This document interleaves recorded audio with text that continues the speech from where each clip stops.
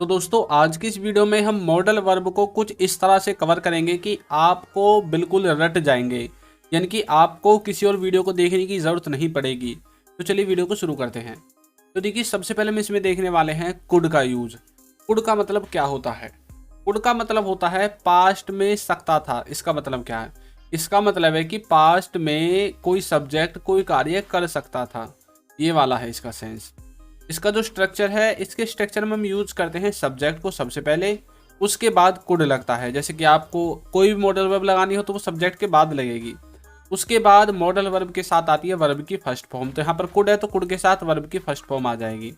उसके बाद आपका आ जाएगा ऑब्जेक्ट, जो सबसे लास्ट में होता है। अब ये सब्जेक्ट ऑब्जेक्ट क्या होता है? सब्जेक्ट वो होता है जब कोई कार्य करता है तो वो जो करने वाला होता है ना, वो ही सब्जेक्ट होता है। तो देखिए एग्जाम्पल, वो कर सकता था, तो इसकी इंग्लिश बनेगी ही कुड डू। या फिर आप बोल सकते हैं वो यह कर सकता था, ही कुड डू दैट, इस तरह से बोल सकते हैं। नेक्स्ट है तुम पढ़ सकते थे, तो इसकी इंग्लिश बनेगी you could study. Next example है पापा जा सकते थे, तो इसका मतलब है पापा कुड गो। तो इस तरह से आप इसका यूज करते हैं। देखिए कुड का एक यूज हो रहा है, ये तो हमने पास्ट में पढ़ दिया, भी पास्ट में कोई कार्य कर सकता था इस वाले सेंस में। लेकिन इसका यूज हम प्रेजेंट में भी कर देते हैं। कहीं आपको प्रेजेंट में लिखा दिखे तो प्रेजेंट में इसका मीनिंग है सकता है, लेकिन ये होगा पॉसिबिलिटी कम के लिए। यानी कि जब किसी काम को होने की पॉसिबिलिटी कम पाई जाए तो वहां पर आपको कुड का यूज प्रेजेंट में भी कर सकते हैं और पास्ट में भी कर सकते हैं। आपने हमेशा पढ़ा है कि भाई कैन का पास्ट है कुड, इसलिए कुड का यूज हम पास्ट में करेंगे। प्रेजेंट में भी कर सकते हैं लेकिन पॉसिबिलिटी कम होनी चाहिए। नेक्स्ट है आपका कैन। कैन का मतलब है सकता है। तो यहाँ पर कैन का मतलब है क्या? कैन आखिर में बताता क्या है? कैन हमें बताता है किसी की एबिलिटी को, किसी की क्षमता को, कि भाई कोई कुछ कर सकता है या फिर कोई कुछ नहीं कर सकता है। जैसे कि मैं पढ़ा सकता हूँ तो ये मेरी एबिलिटी है, ये मेरी क्षमता है, यह मेरी योग्यता है कि मैं पढ़ाने वाले काम को कर सकता हूँ। आप पढ़ सकते हैं तो ये भी एक एबिलिटी है, आपकी क्षमता है कि आप पढ़ सकते हैं, वरना बहुत से बच्चों से तो पढ़ाई नहीं जाता। तो ये सब क्या है? ये कार्य क्षमता होती है। अब किसी के अंदर कुछ होती है, किसी के अंदर कुछ होती है, तो उन सब एबिलिटी को बताने के लिए हम कैन का यूज करते हैं। इसके स्ट्रक्चर में सबसे पहले सब्जेक्ट को आपको यूज करना पड़ता है, फिर कैन का, फिर वर्ब की फर्स्ट फॉर्म का, फिर ऑब्जेक्ट। अब देखिए एग्जाम्पल, जैसे कि वह कर सकता है, तो आप बोल सकते हैं ही कैन डू, यानी कि वह कोई कार्य है, मतलब उसको कर सकता है। ही कैन डू इट, वह इसको कर सकता है, इस तरह से बोलना है। मतलब उसके अंदर इस कार्य को करने की क्षमता है। और यदि आप यहाँ पर कुड लगाएंगे, ही कुड डू, तो इसका मतलब है कि यदि हम प्रेजेंट में बोले कि इस काम को कर तो सकता है लेकिन पक्का नहीं है, पॉसिबिलिटी जो है हमने लेस कर दी है। कैन से थोड़ी सी हाई है और कुड से थोड़ी सी लो हो जाती है। नेक्स्ट है हम आ सकते हैं, तो बोलोगे वी कैन कम। अब कुछ बच्चे हैं जो कि इनमें कंफ्यूज रहते हैं। अब मान ली हम आ सकते हैं, इसका मतलब क्या है? इसका मतलब ये है कि भाई आपके दोस्त आपके घर आ रहे हैं और आप उनसे फ़ोन करके बोल रहे हो कि भाई मैं आऊँ तुम्हें लेने के लिए, तब वो बोलेंगे नहीं नहीं हम आ सकते हैं, आप मत आओ, आप मतलब ज़्यादा कष्ट मत करो, हम आ जाएंगे। तो मतलब हम आ सकते हैं, मतलब वो अपने क्षमता को दिखा रहे हैं कि भाई हमारे अंदर इतनी एबिलिटी है कि हम आपके घर अपने आप आ जाएंगे बिना किसी की हेल्प के। तो इस तरह से आपको यूज़ करना है, वी कैन कम। नेक्स्ट है वो देख सकता है, तो इसकी इंग्लिश बनेगी ही कैन वॉच। अब कोई कार्य, मतलब कोई फिल्म हो सकती है या फिर कुछ भी जो देख सकता है, तो उसमें हम उसकी एबिलिटी को यदि दिखाना चाहते हैं तो हम इसमें कैन का यूज करेंगे। जैसे वो भाग सकता है, वो नाच सकता है, वो पढ़ सकता है, वो खेल सकता है, तो ये सब उनकी एबिलिटी है कि वो सब इन सब कार्यों को कर सकते हैं। तो इस तरह से आपको कैन को समझना है। तो जब भी ऐसा कोई काम दिखे, भाई एबिलिटी दिख रही है, जैसे कि वह जा सकता है, वह खाना खा सकता है, वह बासन मतलब धो सकती है, तो ये सब क्या है? ये सब एबिलिटी को दिखाते हैं। तो इस तरह से आपको यूज़ करना है। नेक्स्ट है शुड। शुड का क्या मतलब है? शुड का मतलब है चाहिए। ये चाहिए तो हमने वैसे लिख दिया, लेकिन इसका असली जो रियल मीनिंग है वो है सलाह। यानी कि किसी को जब हम कोई सलाह देते हैं, किसी को कोई मतलब चीज़ बताते हैं कि भाई तुम्हें ऐसा नहीं ऐसा करना चाहिए। जैसे कि मान लीजिए मैं आपसे बोलने लगूँ कि आपको इस वीडियो को देखने के बाद हमारे चैनल को सब्सक्राइब करना चाहिए। अब यहाँ पर मैं आपको सलाह दे रहा हूँ कि भाई वीडियो तो आपने देख लिया, अब चैनल को भी सब्सक्राइब कर दो। तो इसका मतलब क्या है कि मैं आपको कोई राय दे रहा हूँ, तो राय जब देनी होती है तब आपको शुड का यूज़ करना है। जैसे कि तुम्हें वहाँ जाना चाहिए, अब मैं सलाह तो दे रहा हूँ आपको, भाई तुम्हें वहाँ जाना चाहिए, तुम्हें ये नहीं करना चाहिए, उसे वो नहीं देखना चाहिए। तो ये सब हमारी राय होती है, हमारी इच्छा होती है, हमारी जो सलाह होती है जो हम दूसरे को देना चाहते हैं। और यदि आप दूसरे से कोई सलाह लेना चाहते हैं, जैसे कि आप बोलना चाहते हैं व्हाट शुड आई डू, यानी कि मुझे क्या करना चाहिए, मतलब आप दूसरे से पूछ रहे हैं किसी से कि भाई मुझे क्या करना चाहिए, तो वहाँ पर भी आप शुड का यूज कर सकते हैं। तो शुड का मतलब सलाह। स्ट्रक्चर देखिए, स्ट्रक्चर का मतलब है सबसे पहले सब्जेक्ट, उसके बाद शुड, उसके बाद वर्ब की फर्स्ट फॉर्म और उसके बाद आपका ऑब्जेक्ट आएगा। देखिए तुम्हें जाना चाहिए, अब हम उसको सलाह दे रहे हैं, वो गया नहीं, या फिर वो हमसे बोल रहा है भाई मैं नहीं जाऊँगा, तो हम उसको सलाह दे रहे हैं भाई तुम्हें जाना चाहिए, तो हम बोलेंगे यू शुड गो, आपको जाना चाहिए, यू शुड गो। नेक्स्ट है उसे सोचना चाहिए, तो उसने कोई ऐसा काम कर दिया या फिर वो उस काम को करना नहीं चाहता, तो हम बोल रहे हैं यार उसे उस काम को करने के बारे में सोचना चाहिए, तो हम बोलेंगे ही शुड थिंक, यानी कि उसे सोचना चाहिए। हम नेक्स्ट है हमें पूछना चाहिए, तो वी शुड आस्क, मतलब कोई बार ऐसी बातें होती है ना कि भाई हम पूछना नहीं चाहते, लेकिन तब कोई हमसे बोल रहा है कि नहीं नहीं ऐसा मत करो, हमें पूछना चाहिए, ये बात ज़रूरी है, तो आप बोलोगे वी शुड आस्क, यानी कि हमें पूछना चाहिए। तो इस तरह से आप शुड का यूज कर सकते हैं किसी से कोई सलाह लेने देने में। अब देखिए नेक्स्ट क्या है, नेक्स्ट है आपका, यदि अभी तक आपने हमारी बुक को परचेज नहीं किया है तो डिस्क्रिप्शन में लिंक है, वहाँ से जाकर आप इसे परचेज कर सकते हैं। और ये एक ई बुक है, कोई मतलब फिजिकल बुक नहीं है, आपके एड्रेस पर नहीं आएगी, तो इसको आप ले सकते हैं। तो आपके एड्रेस पर नहीं आएगी, आपको जैसे ही पेमेंट करोगे तुरंत आपको डाउनलोड का ऑप्शन मिल जाएगा, या फिर आप हमारे जो जब आप डाउनलोड करोगे तो हमारे द्वारा आपकी जो ईमेल आईडी डाली जाएगी उस पर भेज दी जाएगी।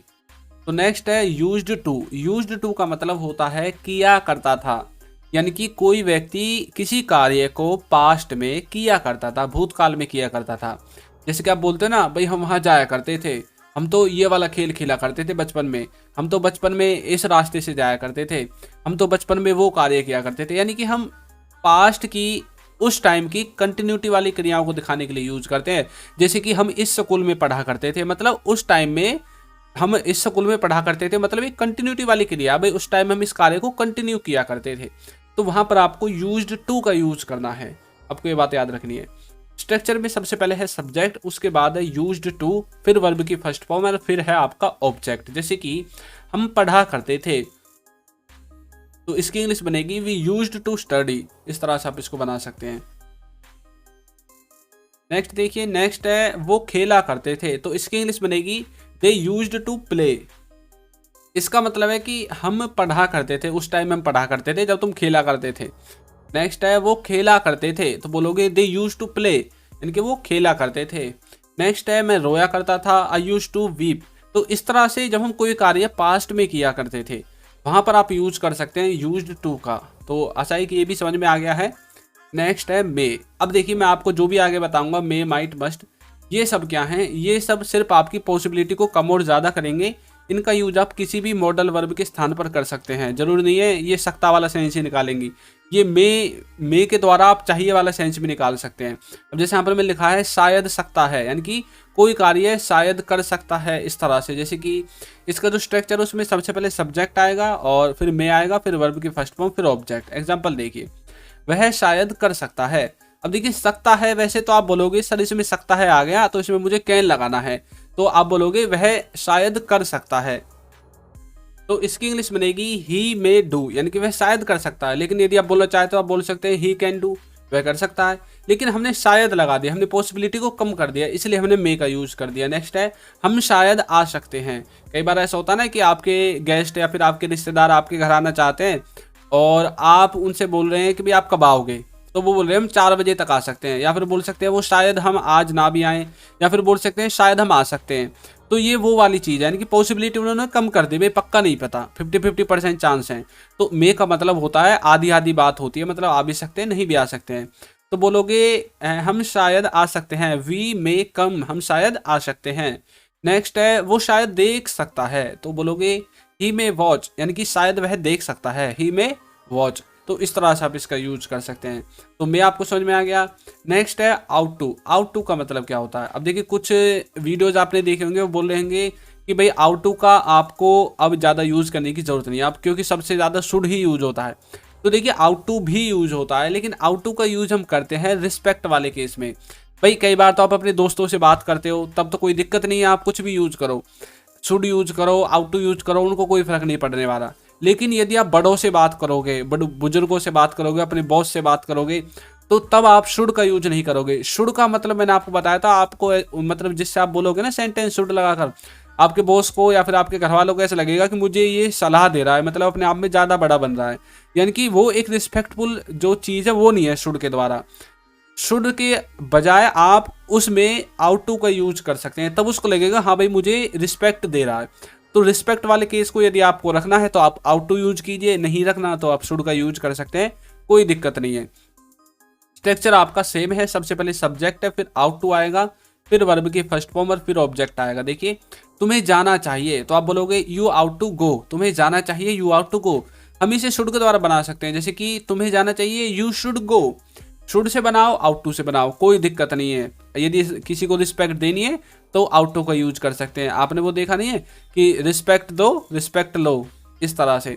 तो बड़ों को, यदि आपको बड़ों को सेंटेंस बोलना है कुछ ऐसा, भाई तुम्हें ये करना चाहिए, तुम्हें वो करना चाहिए, मेरी सलाह ये है कि तुम ऐसा कर दो, तो वहाँ पर आप आउट टू का यूज कीजिए, वरना आप शुड का यूज कर सकते हैं, कोई दिक्कत नहीं है। नेक्स्ट है माइट। माइट का मतलब होता है शायद ही। इसकी जो संभावना है वो मे से भी कम है। मे की तो अपने आप में आधी आधी है ही, लेकिन माइट की मे से भी कम है। जैसे कि देखिए स्ट्रक्चर देखते हैं, सबसे पहले सब्जेक्ट है, फिर माइट है, फिर वर्ब की फर्स्ट फॉर्म है, फिर ऑब्जेक्ट है। वह शायद ही आएगा तो बोलोगे ही माइट कम, वह शायद ही आएगा, ही माइट कम। आप शायद जीत सकते हो, यानी कि शायद आप जीत सकते हो, तो बोलोगे यू माइट विन। पक्का नहीं कह सकते, शायद जीत सकते हो, 20-30% चांस है, जीत गए तो ठीक है, नहीं तो कोई बात नहीं, अपने घर आ जाना। तो मतलब शायद जीत सकते हो। नेक्स्ट है वो शायद खेल सकता है, तो इसकी इंग्लिश बनेगी ही माइट प्ले। शायद वह खेल सकता है, ही माइट प्ले। तो इस तरह से आप माइट का यूज कर सकते हैं पॉसिबिलिटी को कम करने वाले केस में। तो नेक्स्ट है मस्ट। मस्ट का मतलब होता है जरूरी या फिर होता है आवश्यक। जब कोई चीज़ जरूरी होती है या फिर आवश्यक होती है, या फिर आप उसमें 100% श्योर हैं कि भाई ऐसा ही होगा, चाहे कुछ हो जाए, धरती फट जाए, आसमान टल जाए, लेकिन ऐसा ही होगा, तो मतलब 200% पॉसिबिलिटी के साथ आप जाते हैं, श्योरिटी के साथ जाते हैं, तब आपको मस्ट का यूज करना है। वरना आप जो नॉर्मल है उन सब का यूज कर सकते हैं। देखिए इसके स्ट्रक्चर में सबसे पहले सब्जेक्ट आता है, फिर मस्ट, फिर वर्ब की फर्स्ट फॉर्म और फिर आता है आपका ऑब्जेक्ट। तुम्हें जरूर जाना है, मैंने जरूर बोल दिया, कोई मतलब तुम्हारी कोई बहाना नहीं चलेगा, कोई एक्सक्यूज नहीं चलेगा, भाई तुम्हें जरूर जाना है, तो बोलोगे यू मस्ट गो, तुम्हें जरूर जाना है, 100% जाना है, यू मस्ट गो। नेक्स्ट है हमें जरूर देखना है, तो इसको बोलोगे वी मस्ट वॉच, हमें जरूर देखना है। कोई सीरियल हो सकता है, कोई मूवी हो सकती है, तब आप बोल रहे हैं कि भाई हमें जरूर देखना है। नेक्स्ट है वो जरूर खेलेगा, चाहे कुछ हो जाए, चाहे मुझे मैच खत्म करना पड़ जाए, चाहे हम मैच ना खेलें, अगर मैच चलेगा तो वो जरूर खेलेगा। तो आप पूरी श्योरिटी के साथ कह रहे हैं, अगर नहीं खेलेगा तो लड़ाई बजा देंगे। कई बार ऐसा होता है ना, भाई ये भी खेलेगा, ये खेलेगा तो मैं नहीं खेलूंगा। लेकिन कुछ ऐसा होता है कि भाई ये खेलेगा तो मैं खेलूंगा, अगर ये नहीं खेलेगा तो मैं भी नहीं खेलूंगा, मतलब आप उसके साथ जुड़ गए। तो आप जरूर वाली चीज़ लगा रहे हैं, आवश्यक वाली चीज़ लगा रहे हैं, मस्ट वाली चीज़ लगा रहे हैं, तब आपको बोलना है ही मस्ट प्ले, वो जरूर खेलेगा, वह जरूर खेलेगा, इस तरह से। तो यही होती है बस मॉडल वर्ब जो कि सबसे ज़्यादा यूज़ होती हैं। तो वीडियो आपको कैसी लगी है ज़रूर बताइएगा, और यदि अभी तक आपने हमारे चैनल को सब्सक्राइब नहीं किया है तो चैनल को सब्सक्राइब कर दीजिए, वीडियो को लाइक कर दीजिए, और एक अच्छा सा कमेंट करना बिल्कुल ना भूलें। Thank you.